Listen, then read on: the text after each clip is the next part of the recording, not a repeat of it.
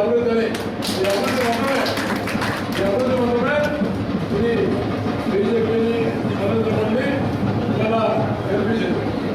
అందుకనే అందరూ కూడా రాహుల్ గాంధీ గొప్పగా చెప్తున్నటువంటి రాహుల్ గాంధీ ఈరోజు నిజంగా ఆయన పార్లమెంట్ ఎదుర్కొన్నా కూడా బీజేపీ అత్యధికమైన సీట్లలో రాహుల్ గాంధీ నిలబడమని వేరుసారి పార్లమెంట్ ఎన్నికల్లో ఇలా తప్పించుకున్నాడు. ఈ అసెంబ్లీ ఎన్నికల్లో తప్పించుకోలేకపోయాడు.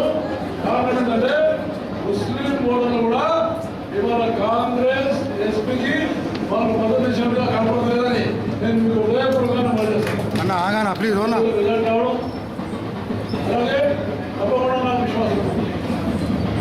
మన విమర్శకులు అనేక మంది మనం విమర్శిస్తున్నారు, చాలా మంది విమర్శిస్తున్నారు. నేను పార్లమెంట్లో ఉన్నాను. పార్లమెంట్లో ఉన్నప్పుడు వ్యక్తిగతంగా ఇకనైనా కాంగ్రెస్ పార్టీ కానీ అన్ని పార్టీలు కానీ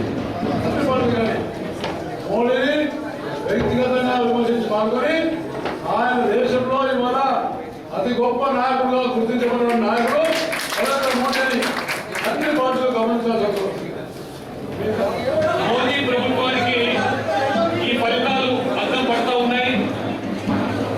ఎక్కడ దేశంలో ఎన్నికలు జరిగినా మోదీ ప్రపంచంలో అని ఇటీవల కాలంలో ఈ 33 మాసాల్లో కేంద్రంలో వారు తీసుకుంటున్న నిర్ణయాలు, చేపట్టిన అభివృద్ధి కార్యక్రమాలు, పేదల సంక్షేమము, బలహీన వర్గాల అభ్యున్నతి, రైతులను ఏ రకంగా వ్యవసాయాన్ని లాభసాటిగా మార్చడానికి తీసుకుంటున్న చర్యలు.